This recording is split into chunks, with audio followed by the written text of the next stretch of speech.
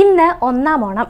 കാണം വിറ്റും ഓണമുണ്ടണമെന്ന പഴമൊഴിയെ അന്വർത്ഥമാകുന്ന തരത്തിൽ ഉത്രാട ദിനത്തിൽ മലയാളികൾ ഓട്ടത്തിലായിരിക്കും. അത്തം മുതൽ ഓണം വിപണി സജീവമായിരുന്നെങ്കിലും ശനിയാഴ്ച തിരക്കതിൻ്റെ പാരമ്യത്തിലെത്തും. തിരുവോണത്തെ വരവേൽക്കാനും ഓണസദ്യ ഒരുക്കാനും ഓണക്കോടി വാങ്ങാനും നാടും നഗരവും ഒരുങ്ങുന്ന ദിനമാണ് ഉത്രാടം. അത്തം തുടങ്ങി 9ാമത്തെ ദിനമാണ് ഉത്രാടം. ചില സ്ഥലങ്ങളിൽ 9 കൂട്ടം കറികളൊരുക്കി വിഭവസമൃദ്ധമായ സദ്യ ഉത്രാട ദിനത്തിൽ ഒരുക്കാറുണ്ട്. അത്തം ദിനത്തിൽ ആരംഭിക്കുന്ന പൂക്കളമിടലിലെ ഏറ്റവും വലിയ പൂക്കളം ഒരുക്കുന്നതും ഉത്രാട ദിനത്തിലാണ്.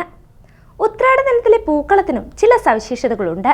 ചിലയിടങ്ങളിൽ വലിയ പൂക്കളത്തിനൊപ്പം മണ്ണുകൊണ്ട് തൃക്കാക്കരയപ്പന്റെ രൂപമുണ്ടാക്കി വയ്ക്കും.